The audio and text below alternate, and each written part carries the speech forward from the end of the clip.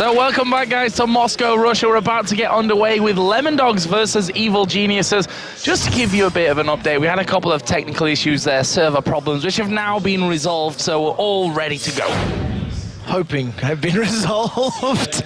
Yes, so we are about to get underway with another awesome LCS matchup. Lemon Dogs taking on Evil Geniuses. It is a rematch of last weekend's game, and in theory, we should be getting into Champion Select very, very quickly. All 10 players are in the lobby, and it was something we could not accomplish before this. Yeah, we've fixed all those problems now, so like I said, fingers crossed we're all ready to go in this one. So, all 10 players in. We already gave you that breakdown earlier on of what we could expect, but with those bans coming in, Trevor, is your crystal ball working today? Nami is going to be very high priority. I also feel like maybe the thoughts of Vladimir will be there for EG, but I don't think it's ban-worthy. 2 victories have been picked up by Nuke Duck. That's going to happen when playing Vladimir, but I don't think they're going to anticipate it for a ban. They might consider banning Malphite, though. Well, let's see. Up to now, we've seen Shen and New. Oh, this is going to be a long one. Of that one. As we said, it is pretty warm in here. Jace taken out there, as well as Twisted Fate for Thresh, Evil maybe? Geniuses. I think Lemon Dogs might want to ban out Thresh against Crepo. We know he's been playing it a lot. If they let it slide through, they may even be trying to pick it up for themselves. We Will Failure has played it a lot. Even though his preferred support has been Nami in the LCS, in terms of solo queue, he plays a lot of Thresh, and it is actually taken out there. Yeah, Thresh gone from that one. What will EG ban out last of all here? Jason, Shen gone. Evelyn will be the choice, so they don't want that Evelyn to be causing them any problems. Lemon Dogs here then with first pick. What are they going to go for? Because as you said, Nami is something that We Will Failure has played a lot of. Malphite is what Zero has been really maining. So Nami and Champion not really first pick worthy. Over on the other side for EG, they may consider an Orianna pick. And the reason I think that is Nuke Duck may want to try get that Wombo combo. Now, previously, EG actually tried that combo themselves, and it was countered by a Vladimir. So I don't know if they want to deny it or not, and I imagine that might be where some of the talking is coming in. Zac is still open and free. Wicked's played it a lot this split to mixed success. I think that's the right way. I mean, 50% win-loss ratio on it. He's played 4 games, won 2 of them, so it's not bad, but I don't know. For me, it's not been, even in those wins, it's not been super impressive, that Zac coming out. When I think of Wicked Zac, it does not fill me with the same feeling when I think of his Irelia, his Renekton play from the previous split, from his Shen play from the previous split. Now, Shen has been banned out, so he can't lock that in. And Snoopy is going to Jarvan. It is a jungler that he has been running several times in the past and is very confident and comfortable on. We may see a Nautilus pickup then for Dexter, because he's also run that as well. Really quite surprised that they've gone for this Ezreal, first of all, because from what we've seen from Tabs up until now, he has played a lot of Varus, Caitlyn, and that Twitch coming in as well. Ezreal, for me, would probably not be the champion that Tabs would have picked up anyway, were it to come down to it. But, you know, we'll have to see what that brings. It's a safe pick. It's a safe pick. But would it not have been better hanging a support in there? They're probably expecting We Will Failure to go in there for that Nami. Anyway, right now, here's a Caitlyn. I think Nami Kate might be what Lemon Dogs want to lock in here, and I think part of the reason that the Evil Geniuses camp locked in that Ezreal is because of the power of that Arcane Shift. If he's on point, he can get out of that unstoppable force, he can get away from a Nami tidal wave, which they're anticipating. We'll see what they do decide to lock in, and it is going to be the Nautilus jungle for Dexter, so I'm happy about that. And a swap to Sona at the very last second, so We Will Failure deciding to go for the utility, the auras, the heals. But they did show their hand. They did show that Caitlyn. So we might actually see the Ezreal-Nami combo from Crepo and Yellow Pete. It is a combo that we have seen many times this split already. We Will Failure has a 100% win ratio with Sona up until now. It is only 1 game, so not exactly the largest sample size to go with. On the other side, as you said, will Crepo go for that Nami? We've seen him up until now 4 games on Thresh, 4 games on Lulu, 2 on Thresh, 1 on Janna. So Nami's not seeming like it's something that he's really been playing a lot of. And Janna would probably fit this quite well. Janna would be able to be a nuisance for Nautilus, would be able to counter the engagement possibilities that Malphite's going to offer in team fights, reset it with that Monsoon. So we'll see if they want to go that route. I think it would be the smart pick. Lulu will fill a similar role in that your Glitter Lance can prevent anyone else chasing, and you've got the wild growth. And I think it's more of a comfort pick. I think when I think of Crepo, he's a Lulu player, but Janna may fit the composition better. Wow, Tabs just locking in vain there. Instant. An instant lock-in, yeah. No messing around from that one. Looks like Nuke Duck, where's he going to go in there for the Ari that he was hanging on? Now he's sat with that Vladimir that we've already seen coming out for him. 2 games he's played on Vladimir, and 2 games he's won. 2 victories. And Vladimir's not a champion that we have been seeing a lot of, really. No, it's a fringe pick. It's a champion that was very, very popular in Season 2, sort of fell out a little bit of favor when the double AP comps were not necessarily the thing to go to anymore. Yeah. Lemon Dogs pulled it out last weekend. They had the Rise, they had the Vlad, and it worked, but that was because they needed to avoid a Lux combo plus Malphite as well. So it was a reactionary pick. And I think Nuke Duck was saying, well, let me think about the Vlad. Maybe we want to do, because it worked so well last time. Well, it doesn't really fit. But what it does do is all that psychological pressure now on EG. They look at that and they go, scumbag Vladimir. Remember the pain of last weekend. Remember the inability of taking him down. And I think this is the second time Tabs is playing Vayne. I'm pretty sure he's played 1 game very early on in DreamHack, and this is game number 2. Yeah, and we saw his, we commented on his excellent micro skills there with that Vayne, and kind of made that comparison to the fact that he played Fizz, who was himself a very micro-intensive champion. So we've already seen that Vayne out of Tabs was very, very good. The Ari from Nuke Duck, we'll see if he can land those charms, as well as some of the other players that we've been seeing here on these top teams in the LCS. Now EG moved to their final pick, already got the duo lane, got the jungler, got the top lane. I still feel Orianna probably is maybe what they're talking about, because it is Froggen. I mean, Anivia is open, as is Lux, but I don't really think it quite fits. And if we're going for Rise, this is a very, very different champion. Oh, last second swap, and that is completely unexpected. Morgana coming out. Now that will work against all of the CC that Nautilus and Malphite are putting down. The charm that's going to get hit, as well as the crescendo, but only 1 target can be protected by the Black Shield, which means this is an all-in comp. Whoever engages, whether it's Wicked, whether it's Jarvan, whether it's even Froggen, they're going to have a Black Shield, they're going to have a Wild Growth, and in theory, they're going to get in. One thing that we seem to have, forgot about slowly but surely as these last 2 weeks have gone on is that Evil Geniuses were the team fighting team. They were regarded by everyone over in Korea, in China, as the team to watch when it came to actually getting into team fights. But that's not really been there for them so far in this summer split. So we'll see how this one goes. It is going to be, as you said, all about the team fights this game. And the thing about Morgana is champion that we've seen a lot of way back in Season 1, but has never been a super high priority pick. I think Season 2 as well, very, very early on, was the Morgana mid phase where everybody wanted it because it was just so difficult to gank a Morgana thanks to that Black Shield.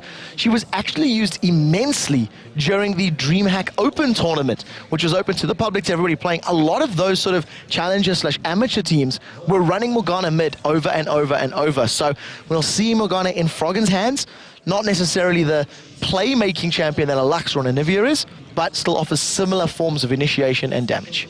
Yeah, definitely right with that one.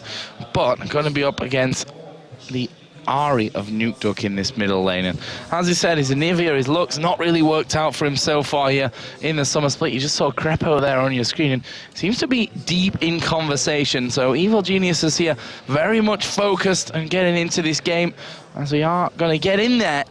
Lemon Dogs on the blue side, Evil Geniuses, of course, on the red side. Now, right now, just to remind you, Lemon Dogs 3 for 4, EG 2 for 5. If EG win this, they will actually be tied on wins, at least, with the Lemon Dogs. Not quite on the losses. Obviously, the league goes by win-loss ratio, technically.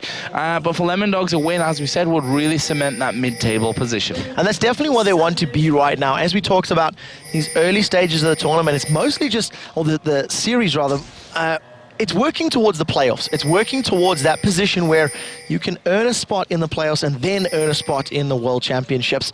Right now, Lemon Dogs, Zora Zero on his Malphite is very, very strong during the promotion tournament, not quite as dominant at the LCS, and he's opted to go for Flash Teleport, so keep that in mind as we see the game progress. Yeah, no doubt we'll see that teleport called into action here. Let's see what happens at level 1, as already a couple of wards are down.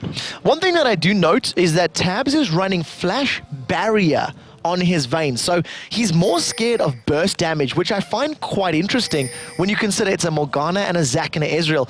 Yeah, if he gets hit by a lot of abilities, there will be a lot of damage going down, but I definitely think a cleanse would probably have been a little bit more effective.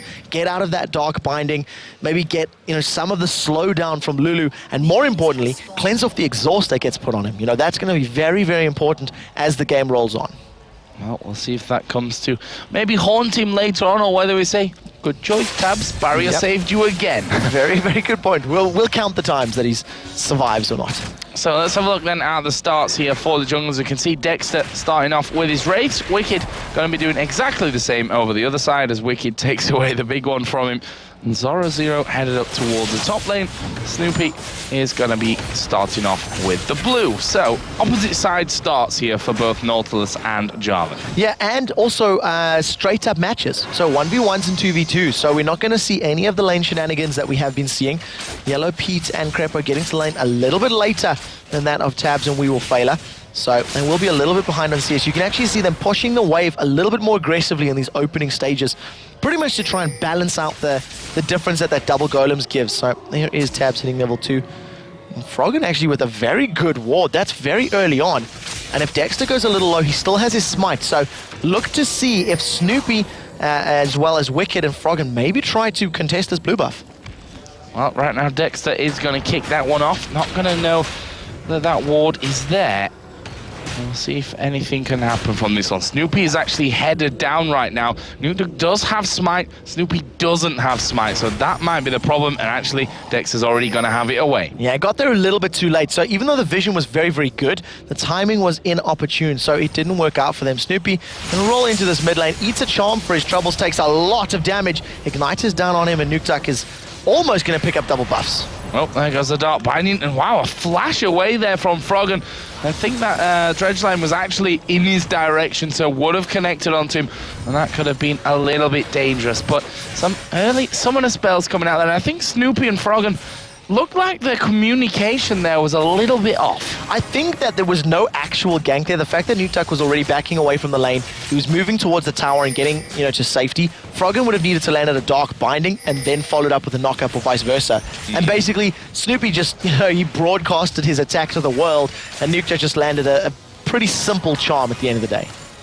So this bottom lane already going to be pushed out there as Froggen again. That's what he does with Lux so well here. He goes into those crevices where the fog of war in this mid lane doesn't quite see you and just throws those bindings out, whether it's a light binding or a dark binding in this one. But that's something that Froggen does do very, very well in lane. He's out of mana here though, and that's going to be a bit of a problem for him, at least until he gets that next blue up. And mana on Morgana is part of the reason that she's not quite as popular in the current state of the metagame. Because her mana costs are still very, very high, they have actually been tweaked 1 or 2 patches ago.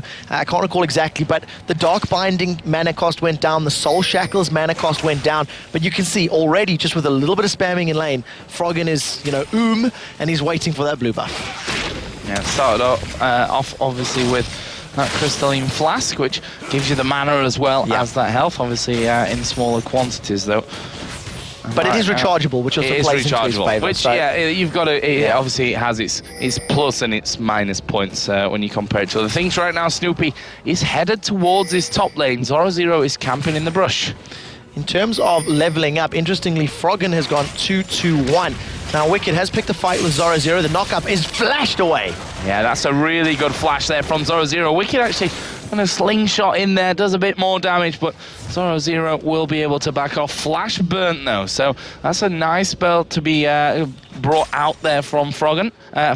He wasn't even there. Snoopy, who obviously ganked on that lane. But we can see now that Tabs, as he levels up, he has started to push this lane back, whereas Yellow Pete and Crepo had really had it pretty much under the tower early on. Yeah, that tower obviously is going to help clean out the wave as quickly as possible, and actually Tabs took a pretty sizable CS lead. So in terms of some of the poke, Yellow Pete and Crepo, because they were so pushed up, they lost some of their minions to their opponent's towers, back and forth to their own minions thanks to that massive wave, and basically it's put him in a little bit of a deficit.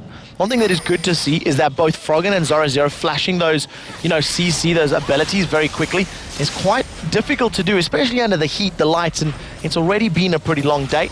Right now, 2 junglers and 2 mids grouping up in this mid lane, but Froggen's fairly low on mana, 140, so he's going to need to wait a little bit to be able to get a good combo down. Yeah, actually going to be going home there. And that's the one thing that obviously is nice for a Morgana player, that once you get up to those 3 points in the Tormented Soil, it can wipe those minion waves out. And that's what he's going for. He is going to be having a lot of farm. Yeah, basically that's what I was trying to mention before that last engage happened, is the fact that when you do play Morgana, if you allow the minion wave to stack up as it is now and you put a good Tormented Soil down, you can clear the entire minion wave.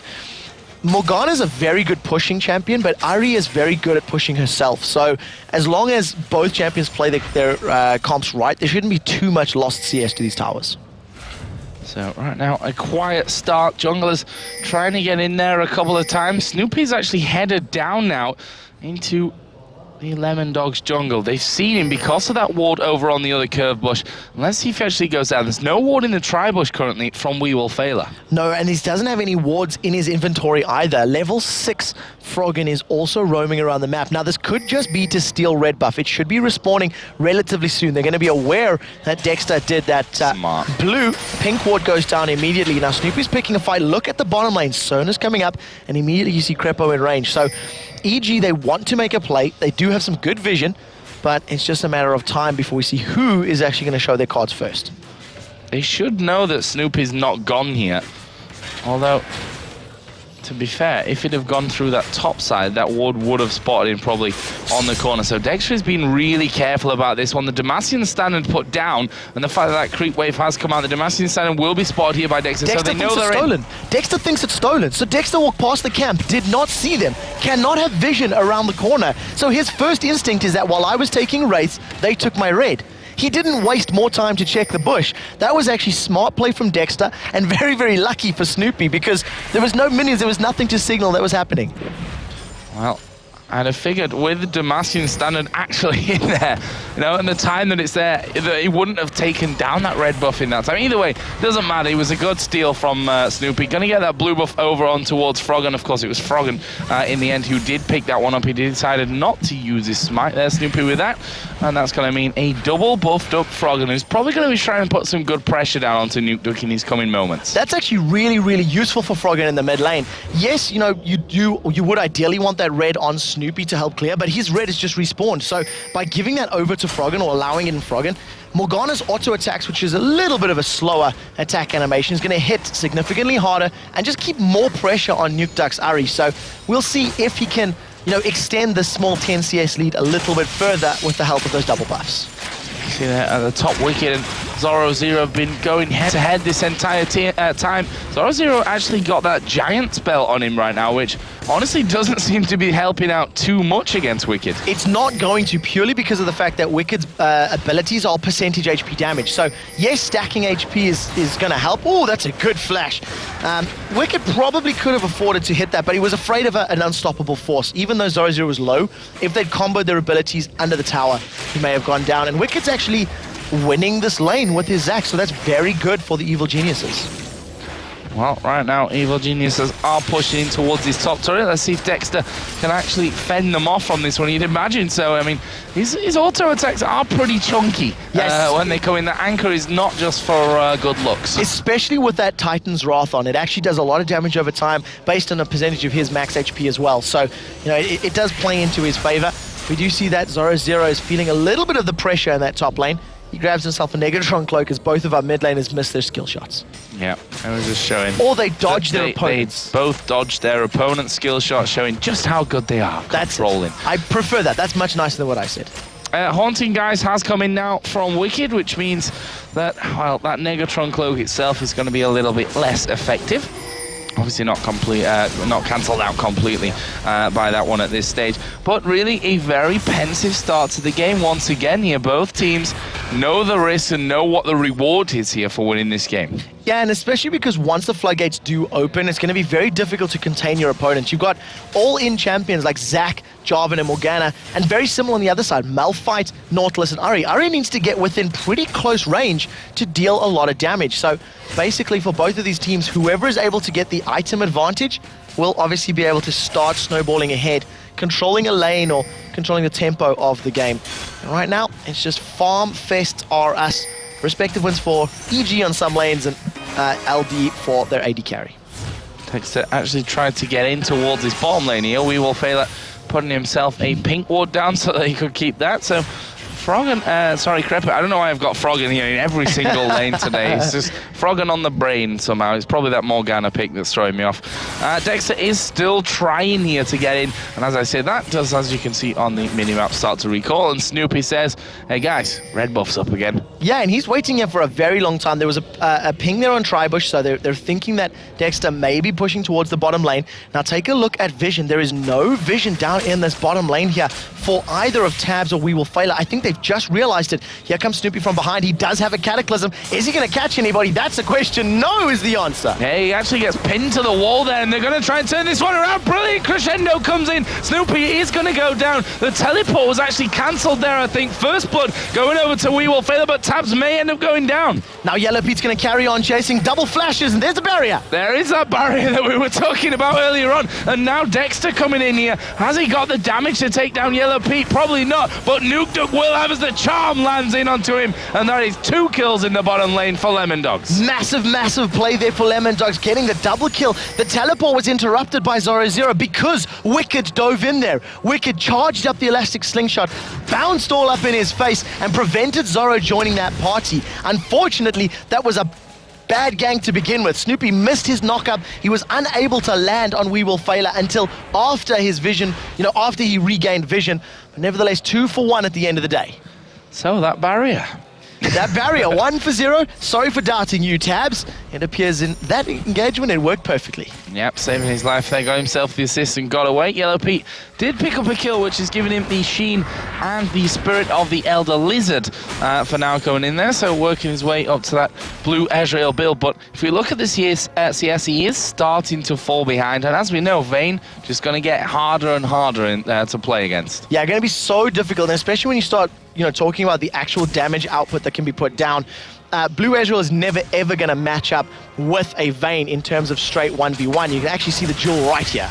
Yep, knocked away there. Tabs didn't want to do too much or take too much damage there. And eats a mistake shot. Yeah, and that was pretty much max range there as well, I think. Tried to dodge it, but not quite. So, in the other lanes, let's have a look down the CS. Froggen doing a great job of the farm. 141 to 121.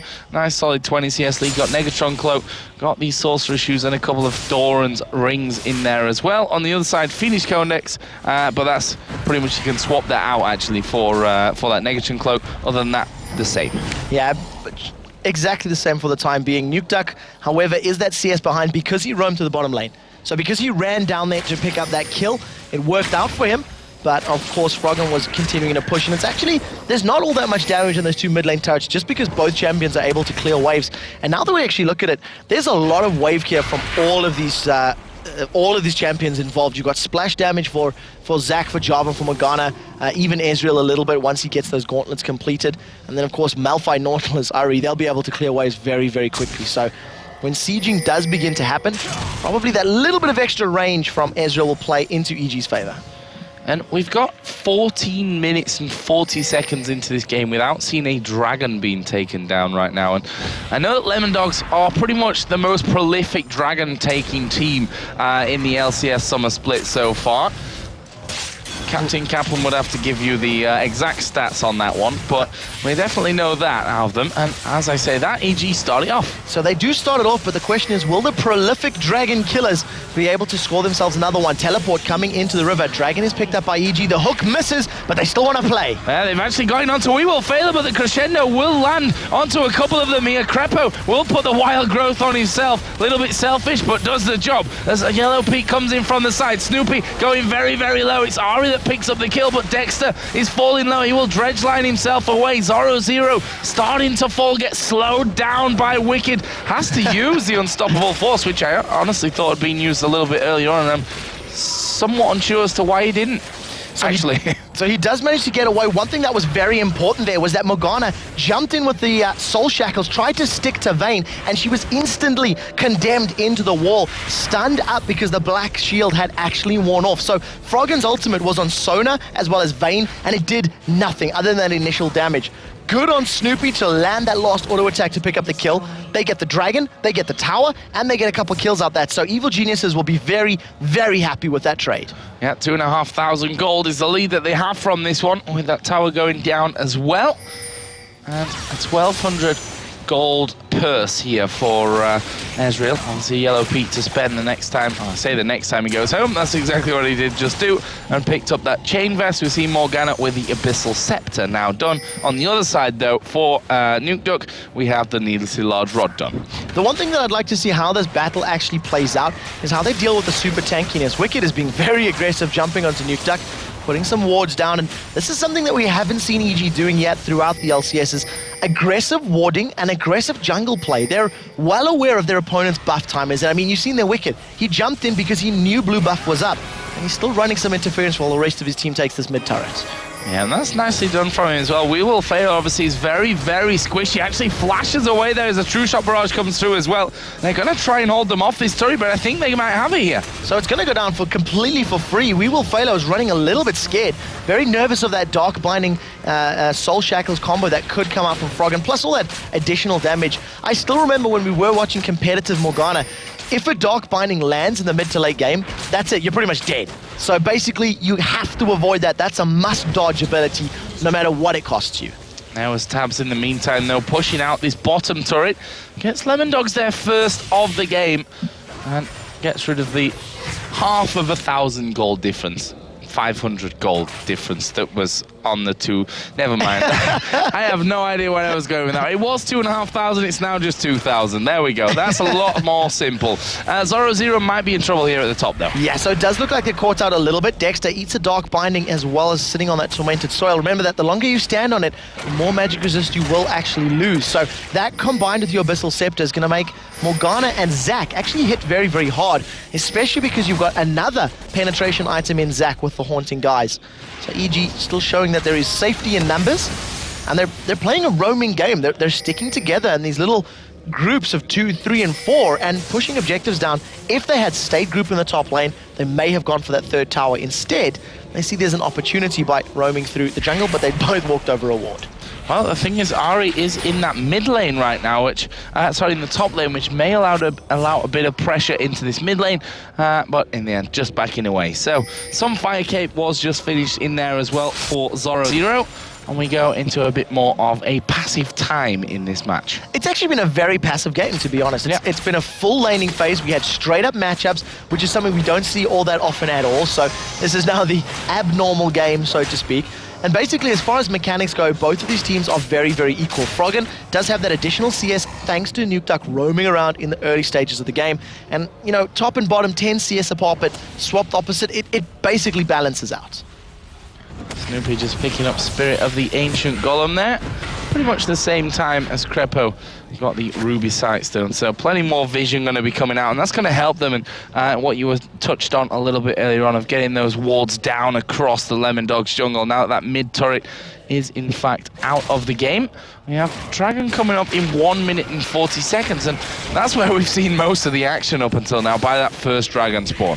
Yeah, and that's basically the signal that these teams, they're not I don't want to use the word confident, but they're not able to push one another's lanes.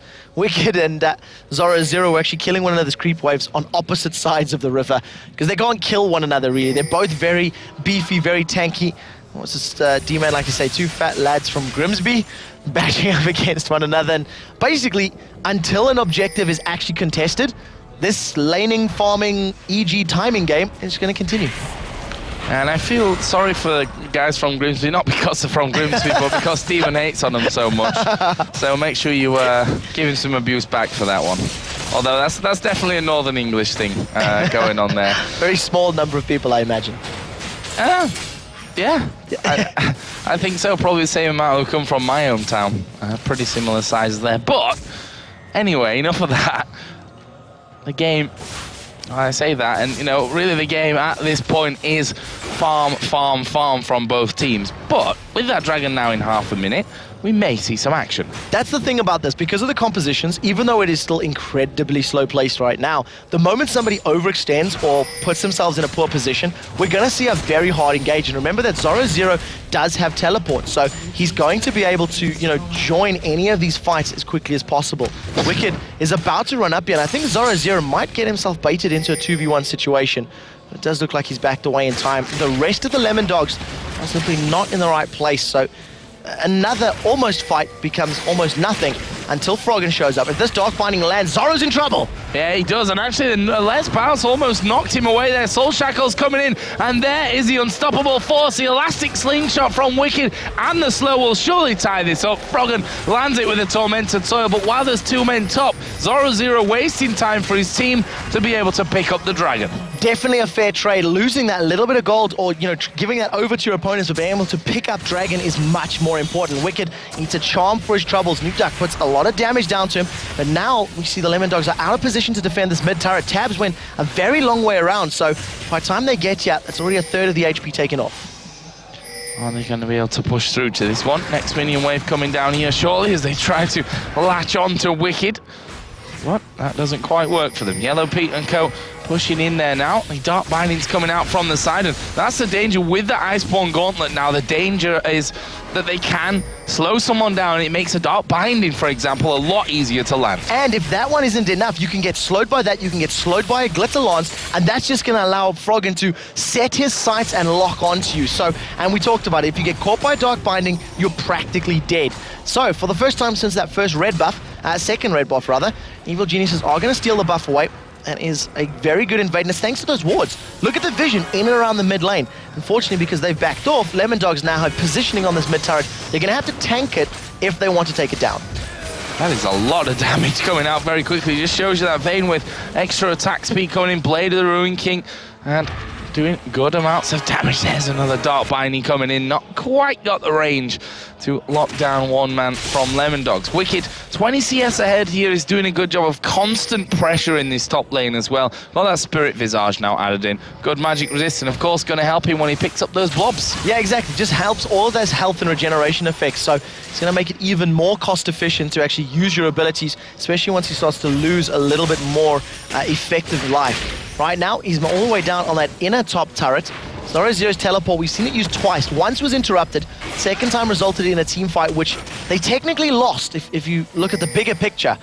And we'll have to see whether or not he can make it effective. EG still holding on to that 2 and a bit 1,000 gold lead. Well, it looks like they're going to go for another turret here.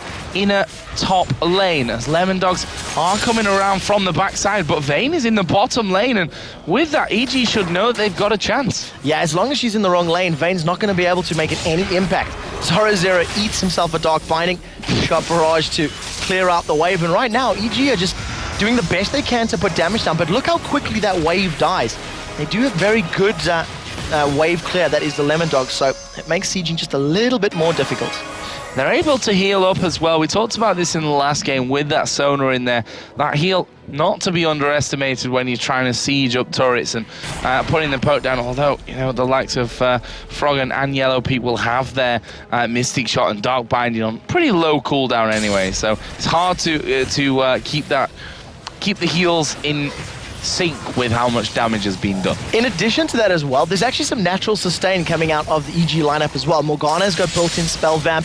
Zach's going to be able to get a lot of HP back. You see, we've even got a lot of HP and mana per 10 in Yellow Pete thanks to that Spirit of the Elder Lizard. So they've got some natural or some items and some passives to get health back, which does mean that if they take any poke themselves, they can bring it back a little bit more. And outside of Ari, there's actually no ranged poke at all for Lemon Dogs. And you can't really counter Orb of Deception as poke when it's one of her primary damage tools. Exactly. It's rather dangerous to use it for that As Tabs here going to be taking his red buff. They started finally now, Lemon Dogs, to get a few wards out as EG backed off, but Crepo quite frankly backed off to pick up an Oracle, which means those wards probably all going to be weeded out here. There's one in the Baron pit, one just off to the curve brush at the side there, and they're going to find themselves once again in a bit of a stranglehold position. Yeah, that's a very new Oracle's elixir, so he's going to be clearing out these wards as best as possible. We actually seen the True Shot barrage going across the Baron as well, so EG were a little bit nervous that they'd given up positioning, and they used that cooldown just to investigate, just to see if it was going on. Crepo actually during the spring split was very, very vocal about a 20-minute Oracles, and was pretty much saying how that's sort of the standard. That's when you need to be able to start roaming and clearing vision. This one a little bit later thanks to that extended laning phase. And very crucially, Zhonya's Hourglass has been completed for Froggen. No double Seekers for this game. No double Seekers this time around. Too soon, I think, yes. DFG as well in there for Ahri.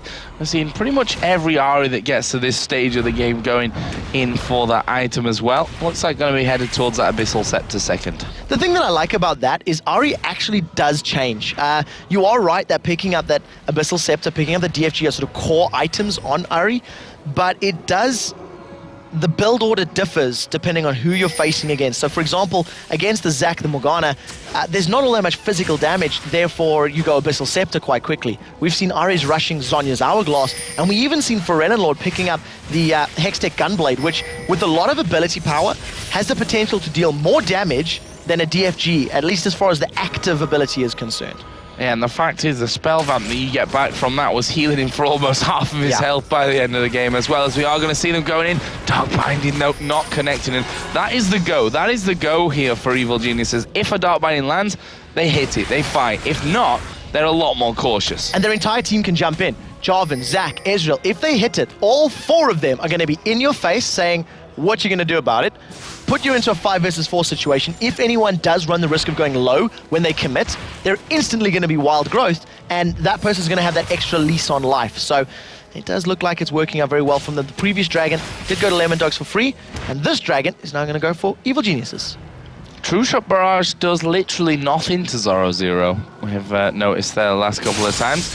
He's most probably going to be taking his top tower down, but Evil Geniuses, of course, will have themselves that dragon away. They even tried to put some pressure onto that mid lane there with Nuke Duck's Ahri. Didn't work out for them, though. That was forced away by Wicked. They're stealing a couple of jungle camps as they go as well, so I guess it's not all bad for them.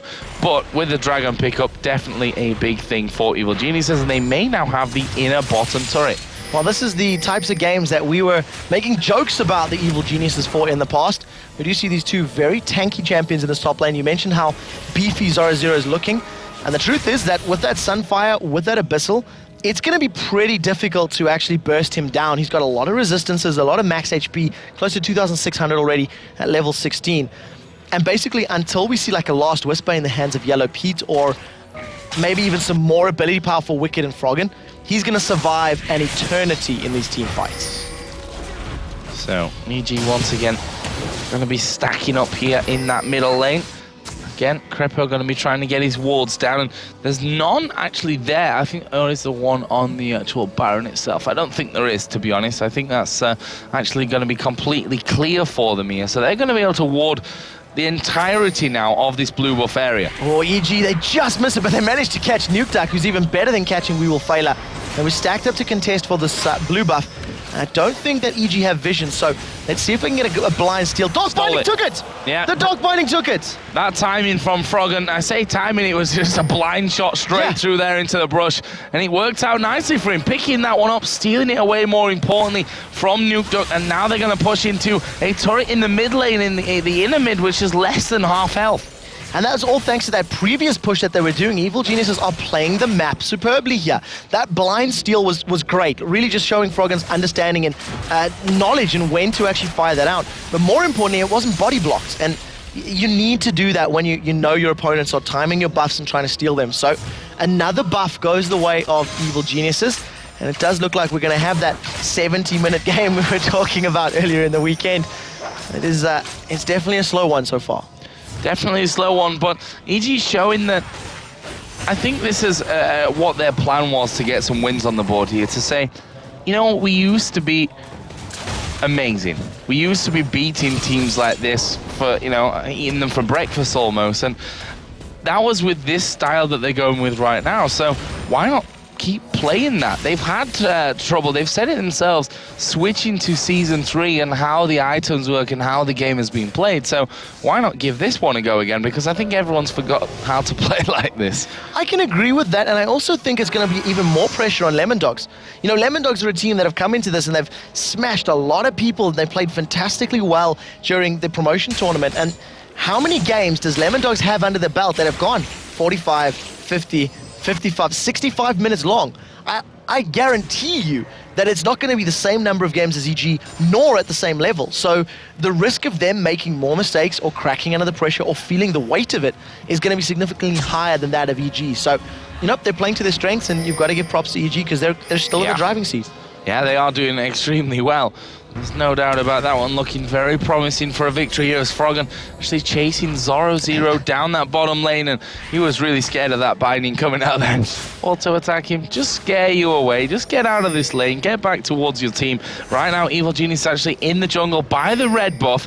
Are they going to be able to catch anyone? So Snoopy's just joining this little group of geniuses right now, positioning wards as they go. Getting as much vision now. Oracles are on both of the support players, so at least a lot of vision is going down. We do see Dexter. He's about to run into a wicket. The slow is down.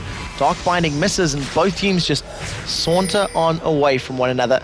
I said EG were in the driving seat. It's just a pity they're driving 20 miles an hour. Finally, the fight breaks out. That's an exhaust down on Tabs. The other go. Tabs right at the front here. That's very dangerous for him as he gets locked up inside Cataclysm. He's a dead man. There is Froggen right in the middle of him, and he's going to catch 3 with the ultimate there. He locks them down. We Will Failure is dead. Now they move on towards Zoro0, and he is a dead man as well. It's all up to Wicked on the top side to catch Nautilus. He pulls that one out, and that is an ace for Evil Geniuses. And look at their health bars. They've not lost any health. You took my line, Yo Miller. They took no damage in that previous fight at all, and you said it in the build-up. You said how Evil Geniuses used to be known for their team fights, used to be known for their control and their coordination, and they just demonstrated it right there.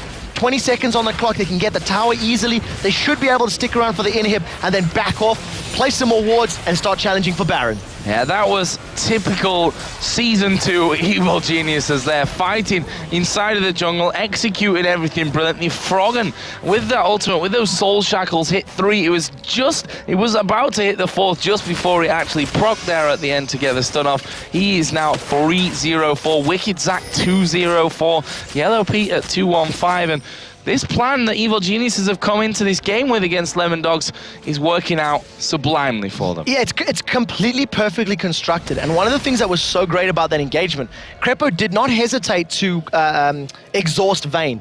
Tabs was then under pressure because he felt, I'm exhausted, they're going to jump on me. But they didn't do it that very second. So when they eventually did, a moment or two later, he flashed in defense. And at that exact second, Snoopy just said, you ain't going nowhere. Put the Cataclysm down. Wicked hopped in, bounced around with them inside the Cataclysm, and Tabs and Vayne could go nowhere. When you're caged in that rock circle thing, that's it, you're finished. And that's exactly what happened. Barrier did not save him that time, but then neither would have cleansed. So where are EG going to be going now? Baron, of course, is a possibility. They've got 7,000 gold lead. Is that a lead that they are scared to throw away here, as they might catch Lemon Dogs out? I think they might try beta Baron fights. Knowing that they're in an advantageous position, they're going to wait for the minions, that 6th man, to roll around the map, wait for the top and the bottom lane to be pushing, wait for the super minions in the mid lane, to get towards the base, and then say, right, now that we've got the minions working for our side, now that the minions are attacking the Lemon Dogs base, now we start to, contest Dragon, and either win Baron or win a team fight. Right now, no wards actually down. Zoro0 here at the front. Dark Binding actually missed, but here comes Wicked over the side. They've got him towards Nuke Duck. He's going to be forced completely out of the fight here. He goes very, very low as well. Zoro0 is doing good amounts of damage as Snoopy goes down to Tabs. Are they going to be able to kill Wicked off here? He gets his passive popped. Froggen has a wild growth on him, and look at Tabs. Still very, very healthy with this one, and he's going to try and chase down more. Actually has to tumble away in the end as we get the flash in. The Yellow Peak goes aggressive. Can he get any more from this? Dark Binding from Froggen. Smashes into Ari, and that is a 4-for-1. 4 for 1 at the end of the day, and that was a fight that Evil Geniuses were very, very brave to pick. They did not focus tabs down in the beginning. They tried to jump onto Nuke Duck's Ari, and they simply couldn't pop him quickly enough. He was one of the last people to die because they threw so much at him, and Lemon Dogs practically shrugged it off. Nevertheless, thanks to the control and the damage that they do have, they were able to close that one out. And I don't think Wicked's passive was even proc during that. So yeah, it was. Was it? So there we go. That was where he got his HP back. So very well played at the end of the day. And, you know, a good fight, even though they didn't have the right target from the very beginning. And it was actually a 3 for 1, I believe, because Zoro didn't actually die towards the end of that. He was super low on health, but did manage to escape it. Either way, it's going to be a Baron picked up here for Evil Geniuses. 2,000 gold for the AD carry to spend. Few of them have around that as well. 1,200 here for Wicked, as we see a last whisper for Yellow Pete, and another Oracle here for Crepo coming out as well. And EG, to say they're in the driving seat is a bit of an understatement. Yeah, this is completely their game. They have been in control from the get-go. In terms of picking up the first blood, even though they lost that dragon very, very early on, for the most part, the fights that they've picked, the engagements, the angles that they've gone in have been very good. And the one thing that stands out for me above everything else that we've seen them do is just the jungle presence that they've had. A lot of these fights have resulted from deep wards and from invading. It hasn't resulted from playing in the lane. It hasn't resulted from teleports. It's been proactive, a proactive approach to this map in this game. So, with that Baron on now, Evil Geniuses, if I know this playstyle from Evil Geniuses well enough, it's not going to be finished just yet. I'm not at least sure. 2 more Barons to go before that happens. I'm not sure what gives you that idea. Yeah, I'm going to go in now towards that inner turret at least. Probably have a go at sieging down on this inhibitor turret as well. Look at the bottom lane. There's 2 waves of minions stacking up, so there'll be super minions there very, very shortly. In the top lane, I think it's pushing against EG for the time being, but you'll most likely see them roll up very, very quickly once the super minions hit that bottom wave. And basically, this is now just a time game. Now that they're in complete control, we're going to see the very, very... I don't know if the word critical is the right word, but just the by-the-book play that EG always likes to do, getting every single tower in every single lane, pushing it down slowly. I think calculated is That's the word I was looking for. That was the word. Close enough. I knew it ended in ated. Critical doesn't end in ated. Don't start. Don't start. It's been a long day, and right now EG are slowing the pace of this game down. Super minions on the Nexus turrets, and once again, EG are just sieging up. Dark Binding is caught with failure, and that hurts a lot. Yeah, half of his health going to be gone from that one, trapped on top of the Tormented Soil. Are they going to hit the tower at some point? I think Demon needs to get in here for this little siege. Dark Binding on Zoro Zero, plus a Mystic Shot. That's actually not doing all that much. It's a little bit over 3,000 HP on Malphite with the Randuin's Omen plus the Magic Resist from the Merc Trades as well as that Abyssal Scepter. It's definitely playing into his favor. And we can actually see a very animated D-Man in the background yelling, "Hit the damn tower." And we'll see if Yellow Pete can actually hear him. I mean, can't because he's got soundproof headphones on. Exactly. And he's through a wall at this point as well. As Charms coming out, Dark Binding's rolling out there as well. Yellow Pete making sure those minions have gone down before he pushes in. Sadly for him, his minions are down as well as Crepo gets hooked in. He's going very low from this one. Charm not quite landing, and Crepo's used a wild growth on himself. That was a bit overzealous. I think Crepo was actually anticipating Nuke Duck maybe coming in with the ultimate, popping Ignite down and coming backwards, so it was very defensive. And Evil Genius is off the 3.5, 4 minion waves, simply did not touch the tower, not once. Right now, though, they have backed away. Dragons respawn. This is going to be yet another global objective in favor of Evil Geniuses. And I got to be honest, most of this Baron has probably not been used to its utmost potential. They've not... okay, they've taken down 2 towers now with that, right? So that's good. That's good from Evil Geniuses. That's a step forward. And I don't want to be too critical of this playstyle, even though, quite frankly, it is not the most thrilling League of Legends to watch. But it is a way to win games. There is no rule that says you have to win games by having 4,000 kills in a game that only lasts 20 minutes. You know, could we implement that rule? I wouldn't mind that rule, but it's obviously not there. And the thing is, Evil Geniuses are doing it the way that they know best how to win a game, and you can't can't fault them. What they're actually doing here is textbook brilliance. This is the first time in a very long time we've seen this level of control from the EG lineup. You know, we do tend to see them playing a little more chaotically. It's how they beat Fnatic, and it's really good to see this patience coming out of the players. We've seen Froggen delaying picking up the blue buff just a couple seconds so that he picks it up on a very easily timed time. You know, this time around it was 39 minutes 20. A moment ago it was like 34 minutes 25. He intentionally delayed it a couple seconds just to make sure that it's easier to keep track of when it's respawning and making sure he doesn't miss out on it. Right now though, Froggen, as the rest of the Evil Geniuses are moving towards this top lane now, the bottom inhibitor has spawned and the siege will now be on for another turret from the Lemon Dogs.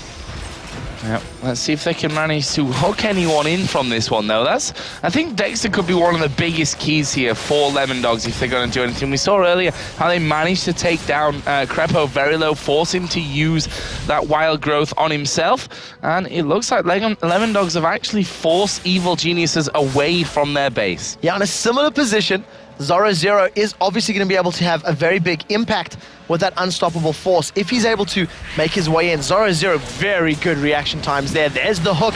Snoopy's been caught, and nobody from Lemon Dogs is willing to engage on that one yet. They're actually afraid of the counter-engage. If they jump in and they're stacked up too tightly, Jarvan and Zach will just knock them all up in the air, and it's impossible to deal with that knockup. Not only will they get knocked up from that, you're going to have the wild growth on top of it as well. Finally, a charm does land on Crepo again. Dexter's been knocked in the air, and it's going to result in nothing in this particular engagement either. Yeah, it's nice and tanky though as well, so it shouldn't really be too much of a problem. They'll only go, I feel, on that if they actually hit someone that, you know, they can actually take down, which is not really going to see. We could have been Yellow Pete though, as that one is very close to landing to him. Right now that Baron buff has ran out. We've got a minute to go.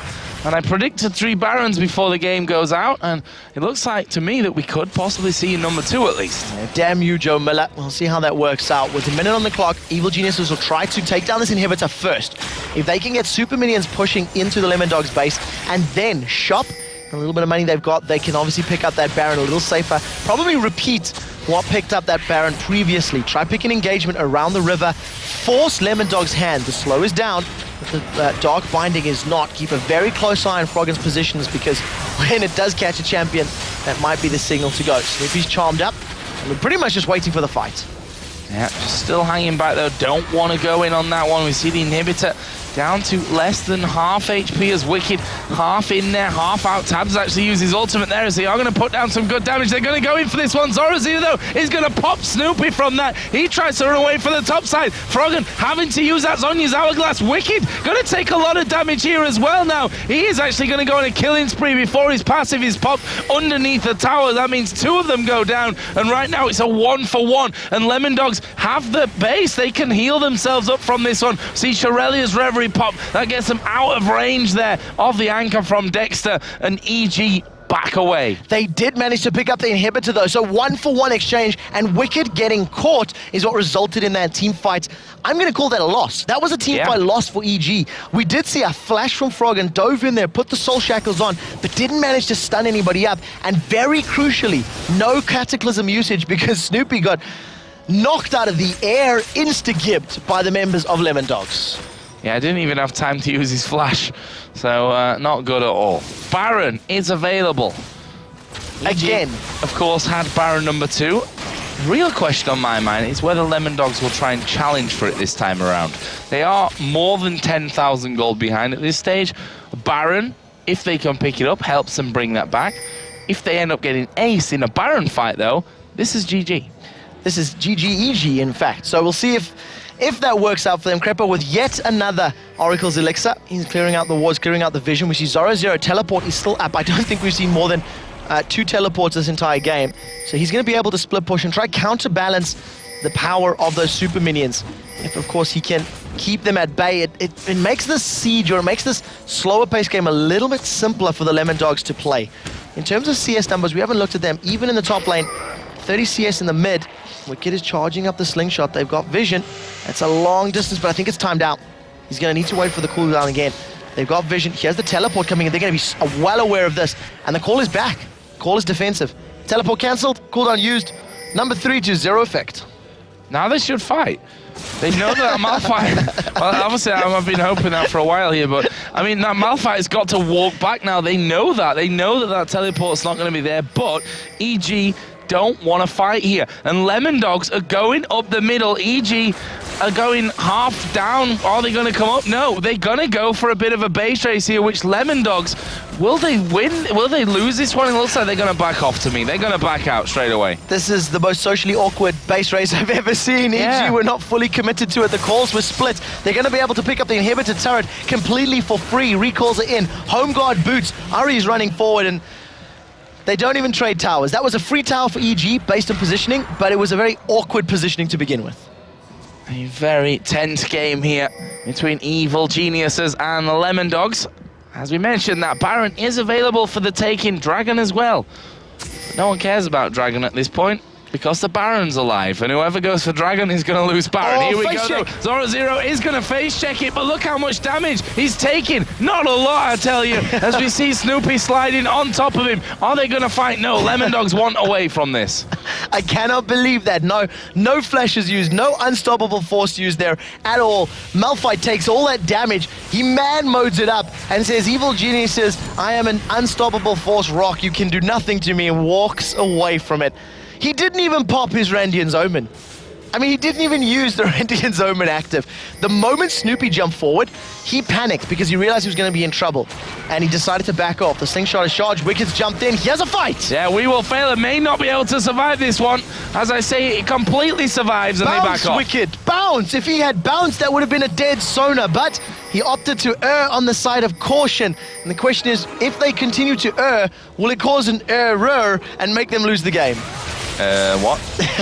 Here we go then. Baron going to be started by Evil Geniuses, and Lemon Dogs are nowhere near it because their base is being pummeled right now by those super minions. EG once again playing the clock perfectly in this one to make sure that those minions are pushing, holding Lemon Dogs back. As soon as they retreat to clear them, EG take Baron number 2. Yeah, so basically yelling, all your base are belong to us, allowing the minions to continue pushing. They had that inhibitor down in the bottom lane, so the top and the mid lane is obviously going to push in their favor. And the longer they hold Lemon Dogs out of base, the more damage it's going to deal. You notice that Nexus turrets were down to about 50% HP on the right-hand one. So the next time Lemon Dogs try for, a base race or are caught out of position, they're very realistically backdoorable now as they've got 2 exposed lanes. So Lemon Dogs push out, try and get as much as they can from the jungle because, well, if they don't, Evil Geniuses will quite happily take those buffs, especially away from them. See Crepo here, going to be forging a path for himself through the jungle with those wards that he's got, just to make sure that he doesn't get picked off and shut down inside of the jungle, which would leave them at a 4v5. Right now, Lemon Dogs stacking up by the inhibitor they want to defend. So at this stage in time, I'm interested to see where Yellow Pete goes with this build. He does have that Banshee's Veil in there, got the somewhat blue Ezreal build, no Blade of the Rune King, so no active for the slow if Nautilus and Malphite dive onto him. Right now, though, they're just going to group up in this mid lane, start putting some damage down on the inhib. Yellow Pete decides he doesn't need to auto-attack it. Instead, continue spamming out those Mystic shots. Is landing them. Finally, they're going to get onto this inhib now. It will go down very, very quickly once they start to focus it. And they do not finish it off, in fact, deciding to back away. Finally, they pop Yellow Pete's Banshee's Veil as well there. Zoro Zero was on the side of caution, getting in there, did get a shot off onto him. So, I mean, if he's got that Banshee's Veil up there, that unstoppable force is going to be useless against him, and that's what they wanted to make sure wasn't still in place. But the Banshee's Veil now got a much lower cooldown. Will be up here pretty shortly. As Evil Genius is going there, we are going to see them going in on towards Crepo there. DFG was used, and Wicked is now bouncing in the middle of them. There's the shackles from Froggen. Only going to lock Dexter up from this one, though. Wicked is going to get one. A double kill comes out from Froggen. This is surely good game right now. Tabs knocked in the air. Double kill comes out for Wicked, and they are going to surely push through for the win. They've got super minions coming. Only Sona remains. An Evil Genius is going to record a victory here against Lemon Dogs, taking them 50 minutes to do so. Why are they hitting the inhibitors? I have no idea. I think they're just trying to troll us with that one. But either way, they are going to take them down. Nexus going to be finished off, and Evil Geniuses pick up the win. We talked about how Evil Geniuses know what to do in this late game. They know how to play, they know how to position, and basically Nuke Duck He tried to nuke Crepo, and that is the worst target. He used the DFG, he used his ultimate on the support. You cannot afford to do that at that stage in the game when you need to get the damage dealers down. Congratulations all around, and Evil Geniuses, they look relieved more than happy. I'm gonna make that call. Yeah, definitely a relief there. You can see Lemon Dogs headed over to them. Yeah, 0-0 first of all, and that's just a great testament once again to how much these players, you know, how friendly these players are with each other. Like a big family is the LCS, and really love the atmosphere over here in Europe. But either way, fantastic game. We're going to head over to our analysis desk for this one, where Demon and Jason are going to break down that amazing game. Thank you very much, Joe. I wasn't sure if I could maybe get a hint of sarcasm towards the end of that. But it was a long game, and it's Evil Geniuses, so what else do we expect? And, you know, if there's any team in the world that can get the crowd cheering over ward kills, it's Evil Genius. And they certainly grind it out. That's how you know it's a good game, if the crowd's cheering over wards, because it's I'm not sure about so that's much a action sign happening. of good game, yeah, exactly. Or a long game, but yeah. Either way, they did win. Well, I haven't been able to do that quite a bit over these last 2 weeks, you have to say, but it seems like, just as Joe and Quickshot mentioned, that it kind of reverted back a little bit to their old style, going with Morgana. And to me, it's kind of, I don't know, it's not a good sign for me if I look at it, because they did that back in the spring split, didn't work. If they're doing it again, it's most likely not going to work again unless they, I don't know, tweak something. I don't know, like if they were reverting back to that strategy when they need to adapt and evolve, then it's not really something that gives you a good sign. But the main thing is they won. Yeah, at the end of the day, Evil Geniuses picked up a win, and they are desperate to get those wins right now. It was a win over Lemon Dogs, who did beat them last week after a close turnaround game. They almost pulled it back in that match as well. That was a long game as well, too. Interesting, though, that we do see Morgana coming out there, and it was a good choice, it seems, against Nuke Duck's Ari. Yeah, I talked to Froggen earlier today, and he was mentioning how in 3.8 he loves Morgana, because the whole point of starting Doan's Ring and then picking up 1 or 2 health pots. And he also mentioned, against double AP teams, which this isn't technically double AP, but the Malphite kind of effectively acts as that, since you can stop the unstoppable force. It's like the perfect champion to pick up. Since everyone's going towards teamfight compositions, it gives you that great teamfight presence to lock them all down. Not to mention, if you're really quick with those black shields, you can stop your AD carry from getting caught, you can stop yourself from getting caught, and actually in the replay we're going to see in a second, it actually prevents him from getting locked down, and because of that fight alone, they actually turn the game around. Well, they didn't turn it around, but they kind of widened the gap they had. It was a great control fight, honestly, and it was all about locking down the AD carry and the AP carry. And let's get straight into that replay, because frankly, Evil Geniuses played it perfectly. Okay, yeah, so we're about 32 minutes in. It's 3-4 in favor of Evil Geniuses, and 43.6 thousand gold to 40.3. So relatively early on, considering it was a 50-something minute long match. But let's get the replay on your screen and show you exactly why we say this was like the defining point of this game. So we have Lemon Dogs. They're going to go in here and engage on Crepo, which you might say right off the bat isn't the best thing to do. But anyways, we're going to get started, and you're going to see just kind of the mistake Lemon Dogs made a little bit, but also the amazing play out of Evil Geniuses. So you see Tabs, he gets exhausted in the backside, and then of course Wicked just drops straight for him. You see Snoopy go for him as well, and then this is where like the big play is going to come in. We will fail her. It's actually going to crescendo right across this area right here. But Froggen, he's not worried. You had Nuke Duck caught by a Dark Binding. You had him locked down with Whimsy, and because of that, he wasn't able to escape right away. But here's the knockup out of Crepo. Froggen has the Black Shield, and look at that ultimate. He hit every single member that was alive on Lemon Dogs with it, the initial charge. He locks Nuke Duck down, ends up picking him up, and then the rest of Evil Geniuses just get to trail on them one by one. And the thing is, if you're playing a Vayne, you're extremely good late game. Even 30 minutes in with the items he had was extremely good, but if you can't stay alive, if you can't keep yourself away from the enemy team and get that free damage in, then you're going to be killed. Absolutely. Fantastic stuff. I mean, fantastic play. It took them a while. Yeah. It took them a while but they won. That's the point.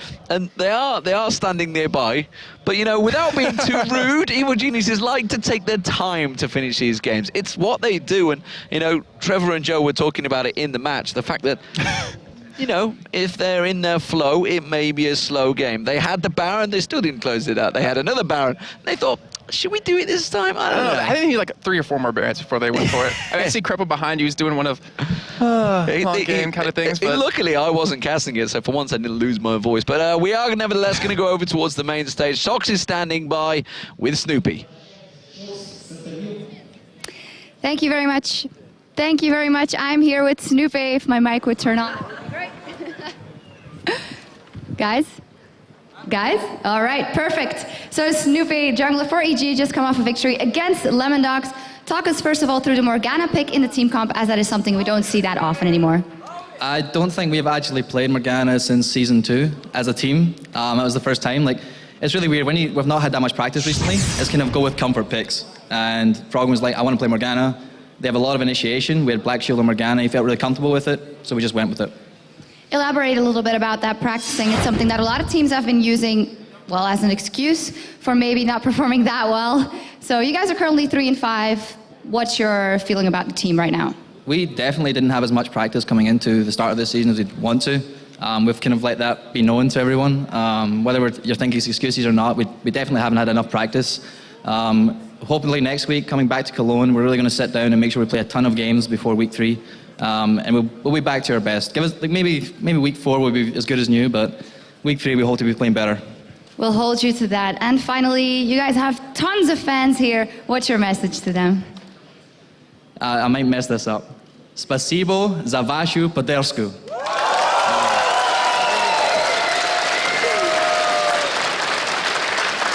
Thank you very much, Snoopy. Now we're down to our last 2 games of the day with Fnatic versus first place Team Alternate when we return, so don't go anywhere.